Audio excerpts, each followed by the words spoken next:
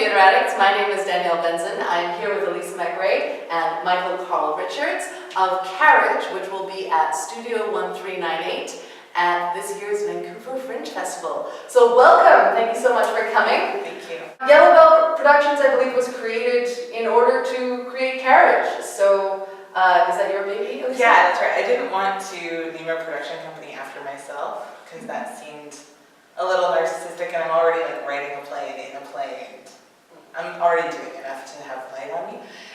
So I named it after a fashion accessory that me and my niece share. So she's very cute, and one day she'll appreciate it, I hope. That is awesome. Yeah, and it also was easy to find a logo that way. Yeah. Although, to be honest, I thought it was a martial arts reference. I was like, oh, maybe there's, I don't know anything about martial arts, but I thought maybe there was something about the yellow belt. Well, it is too. There's also the If I was going to go that route, it would be a black belt. Oh, right. Right, of course. Or like a secret silver belt level. I don't know anything about martial arts. Either. All right, let's not talk about what we don't know about. Okay. So, this is, I believe, for you both, your first time at the Vancouver Fringe Festival, and at any Fringe Festival ever? As a performer, yes. As a performer. So, what is your favorite thing about attending the Fringe as an audience member? Well, my favorite thing as an audience member is the diversity of the shows. It's just like you could get shows from all different walks. Yeah. Yeah. And you never know what you're going to see, really. I mean, like to be totally fair, most of the shows that I have seen have had my friends in them. Mm-hmm. So I have some idea, but even then I'm blown away by what it is, and quite often really impressed by what they're doing. Mm-hmm. It's a great place to take risks. Yeah. For sure. Yeah. How about you, Lisa? Yeah, I'd say the same thing, and I like theater that's kind of stripped down sometimes. Mm-hmm. Like, I am a fan of pageantry, and like if I'm in New York, I gotta see a musical, you know, Right. but I like intimacy and connecting with things, and I just find Fringe shows are usually people really want to do that in their performances, and the audience wants that too, and I really like that. And a lot of the venues are really small, so you get that you're really close up with your audience, which is nice. And you have to interact with them, you know, Yeah. on the island, at the Fringe bar. Yeah. So, do we? Yes. If they come up and talk to you, you do. Okay. So what are you looking forward to? If this is your first Fringe Festival, what do you think is going to be really exciting about being a performer in the Fringe Festival this year?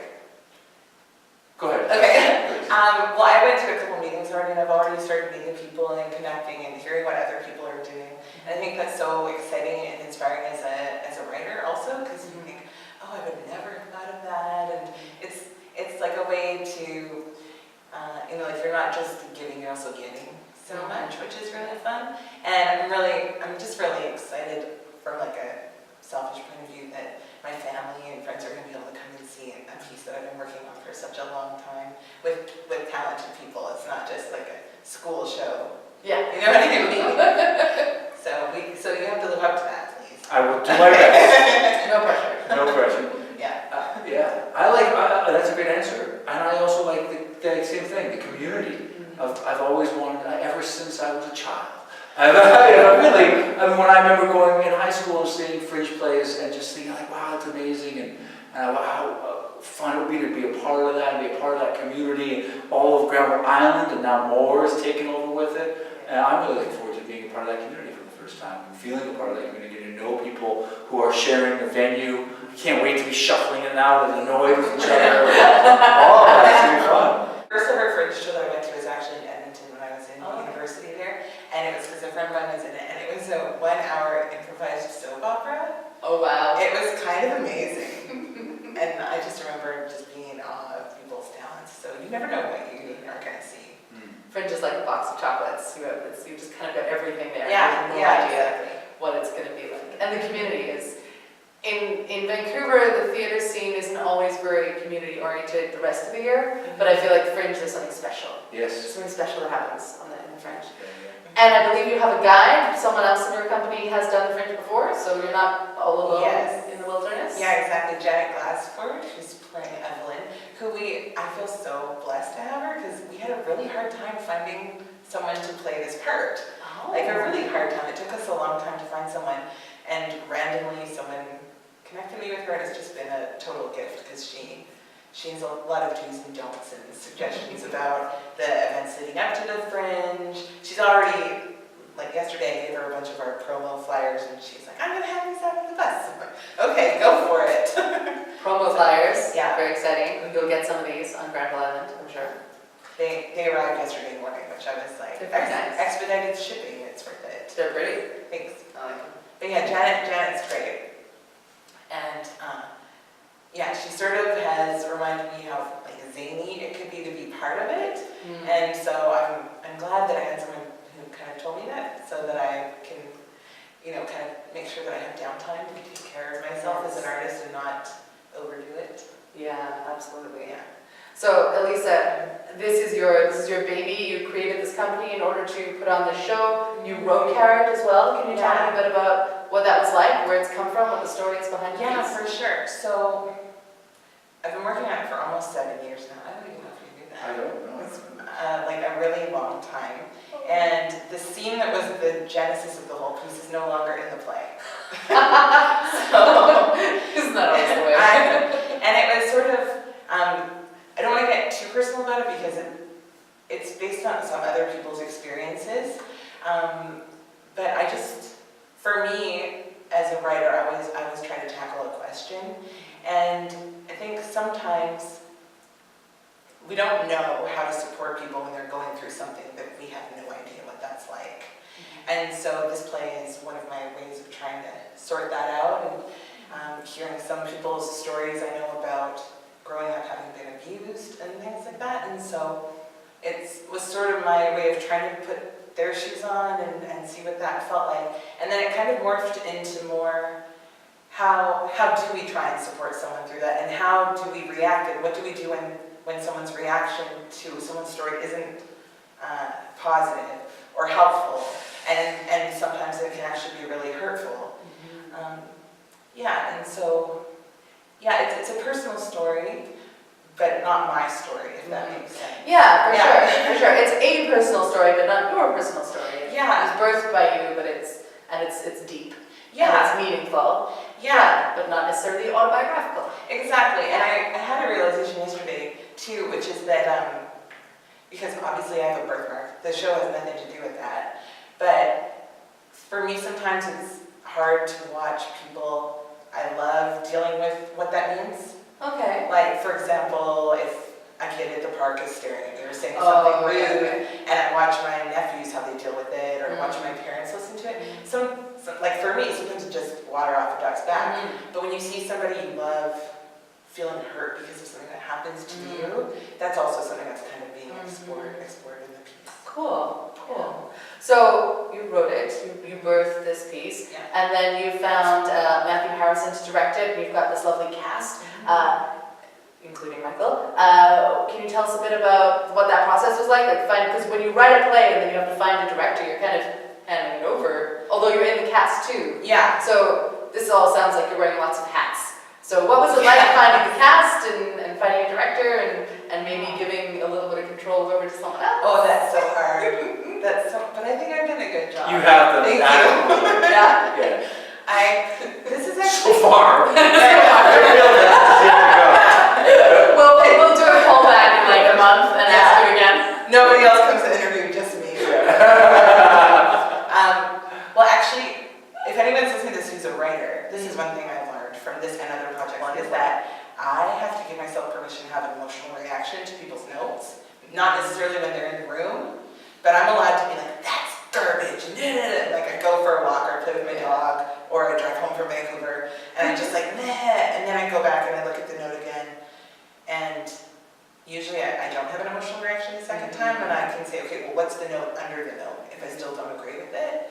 And I think most of the time, notes are good, and they just help refine things, but sometimes you do feel a little protective, and you're like, these are my babies, like, that line is so good, and then you realize, no, it's not actually helping the story move anywhere. But actually, finding Matthew was not difficult, because I have taken classes. He runs the Actors Foundry, which is an acting school in Vancouver. And so I messaged him and said, hey, I got a spot on the Fringe, and he was like, do you want me to direct your show? And I was like, I can't pay you. He was like, that's okay, we'll work it out. Oh, so wonderful. That was great, and Courtney Richter, became really good friends. Even though in our first scene together we were sisters who hated each other, but we became good buddies. And originally we were playing different parts, and then it got switched. And finding Michael has been really lucky. Also kind of through Matthew, but sort of indirectly, yeah. You know, I guess Vancouver acting community, there's like 6 degrees of, not even 6 degrees of separation. Yeah.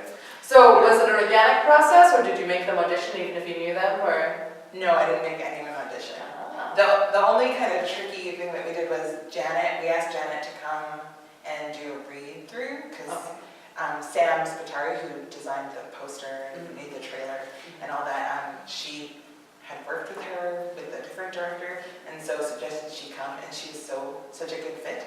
So I said, oh, here's the schedule. We'll just assume you're saying yes. Exactly. I just made her be in the play. She didn't, oh, okay, and she's been so great.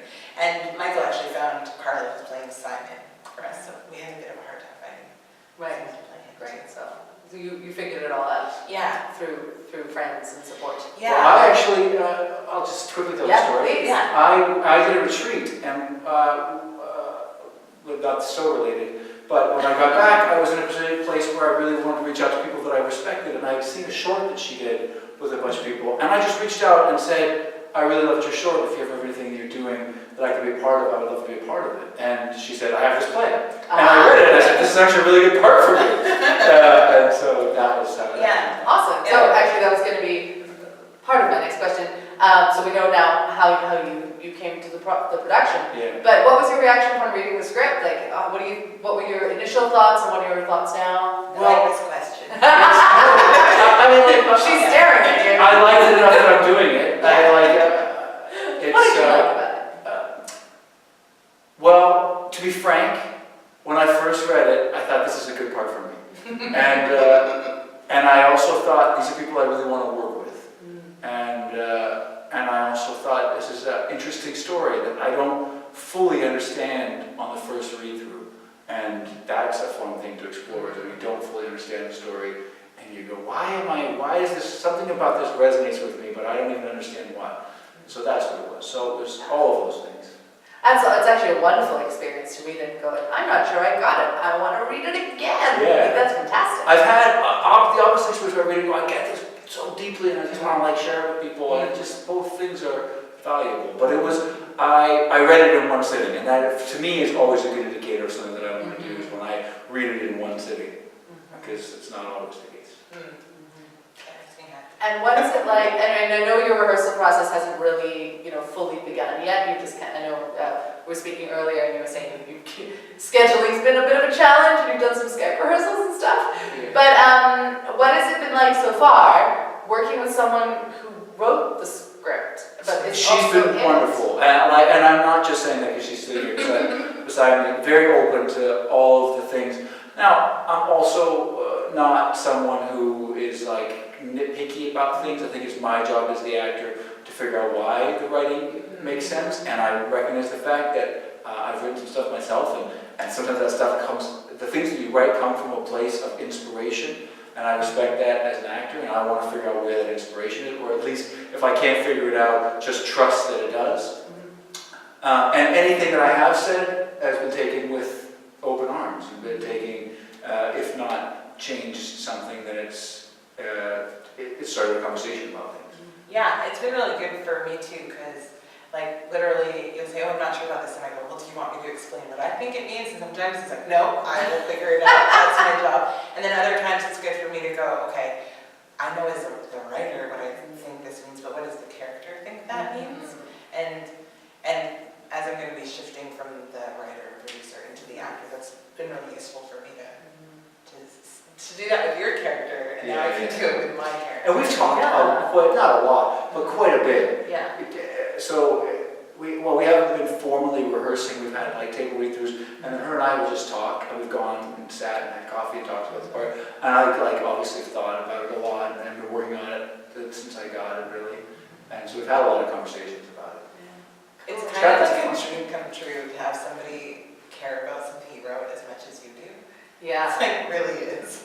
That's a sign that you did your job well as well. that if they love it as much as you do, it means you created something that really connects with people. It's fantastic.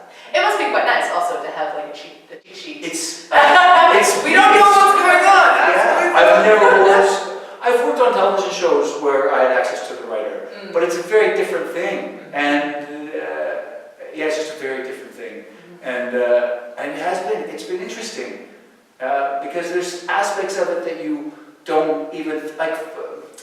For instance, there's things that I don't have to think about. Like there's things that I don't have to make up. So I can just ask her, which is both freeing and a bit like, oh, that's kind of weird because usually I make that whole thing up. Yeah. And then you don't have to. Yeah, what was there, you one day at rehearsal, you were like, oh, what books do you think he would read? I was like, oh, I know the answer to this. He would read this, and you were like, oh, I was hoping it was like that. Like, no, I literally wrote that down, and I really love music, so I usually have a playlist that I think, that I associate with characters. I'm like, do you want the playlist for your character? That's so cool! Exactly what I get. Yeah, no kidding. So much more information than what you normally get.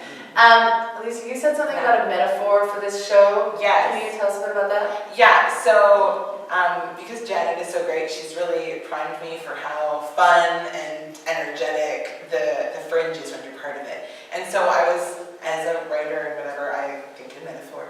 And so I was thinking, okay, it's like we're going to this big Mexican fiesta potluck, and everybody's show is a different dish, and they're spicy and exotic, and some of them are like, I don't want to taste that again, and other ones are like so sweet and fun. And then I thought, well, I'm coming to this fiesta, but I'm bringing like herbal tea in a teapot. Like, anyone want to sit and just have some tea and have a little chat? And so I think it's probably a quieter show and not as like fireworksy as some of the other ones. But what I'm hoping is that it feels intimate and it makes people think about things, and that they see reflections of themselves in the characters and maybe people they know, and yeah, just I don't think it's dark and boring. That's not what I mean by saying it's like herbal tea. But it's a little bit of respite from the party. A place for kind of quiet, calm connection. Maybe. Yeah. Cool. Yeah. Like it's stripped down. If Yeah. that makes sense. Yeah. Like really, I like to write about people, I think, being real, even though, theater is totally manufactured and whatever.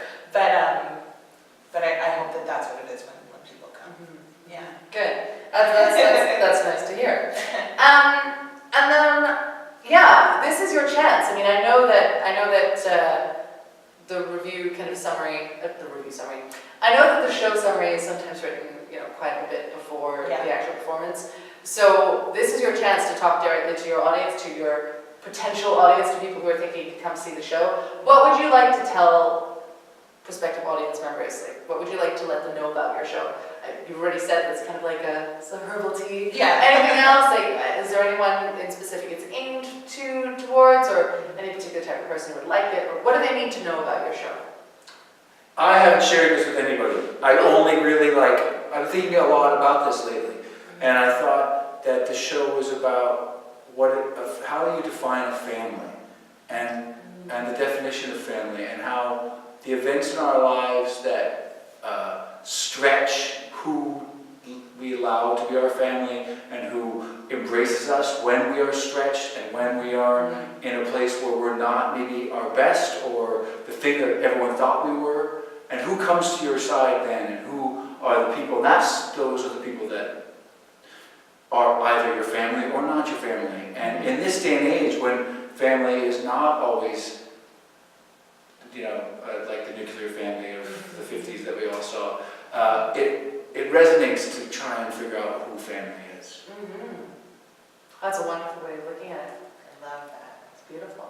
Yeah, that's really good, because strange enough, the thing that's not in the play anymore is about when my mom was going through a hard time, and my dad doing everything that he could to support her through it. And he didn't make the best decisions how to do it, because he has a bit of a temper, and he's a cop guy who wants to protect everybody, but they've stuck through it, and there's just something really redemptive about connection, and about choosing these are the people that I'm going to fight for and who accept me even when I'm at my low point. And then there's something really sad when one of those people doesn't. Yeah, but I think that's true, and I hope people leave with a sense of hope, because I really do believe in hope and that people can change, and that's why we're here, is to help each other. That's so cheesy, but I No, really, it's beautiful. I really No, mean it's it. not cheesy. Okay. Who comes to our aid when we're at our lowest? Yeah. And who can, when we are vulnerable and we are showing ourselves for whatever we think no one everyone's going to hate us for, Yeah. and when people can embrace us, that's what makes people family. And it's sometimes surprising. It is something. It's all Who will story. embrace you? And who will and who won't. Yeah. Yeah. That's the That's question. Yeah. I like that. So it sounds like what you guys are saying is for a Fringe audience, when they're booking multiple shows in one day, and they've got like a musical piece, and then later maybe they've got some crazy improv piece, this is a perfect piece to put in between for some connection, for some really deep, reflective, kind of Yeah. real, human, authentic space. Yeah, it's dinner. So go have an appetizer and then come have dinner and then go get dessert. Yeah, it's like have cocktails and have dinner. Yeah, I like it. I like exactly. it. Cool. I will say one thing. It is about, there's a character who has a history of abuse when she was younger, so just to be sensitive for people that would affect. Just come in knowing that, but it's not really about that. It's about how do we help people get through it. So it might contain a bit of dark content, Yeah. but that's not what it's about. It's just, Yeah. it's I part, completely agree. part of the story. Yeah, exactly. Great. Any final thoughts that you'd like to share with everyone before I close up? I'm looking forward to sharing it with people Yeah. and sharing and seeing what people think about it and talking to you all afterwards. Yeah, absolutely. Our first show is 10:30 at night on the Oh, Friday. Go see that Which one. is a little crazy, but that's our half-price show. So it basically covers your Fringe membership if you come to our show. So. And when actors are tired, they are inspired. That's right. It's true. It's true. It's true. I think maybe I'm the only night owl of the bunch. So I'm like 10:30. That's what I get. Time to start going to the club. Yeah. Or time to pull up my laptop and write. That's like. Right. Yeah, I think a lot of writers are night owls. Yeah. Yeah. Great. Well, thank you so much. Thank you so much. So we have Carriage at Studio 1398. It's written by Elisa McRae, directed by Matthew Harrison, starring Janet Glassford, Michael Carl Richards over here, Courtney Richter, Elisa McRae, and Carla Marks. So come check it out. It is it's on the island at 1398 Cartwright Street. My name is Danielle Benson. Thank you so much, Elisa and Michael, for Thank being you. here. And we will see you at the festival.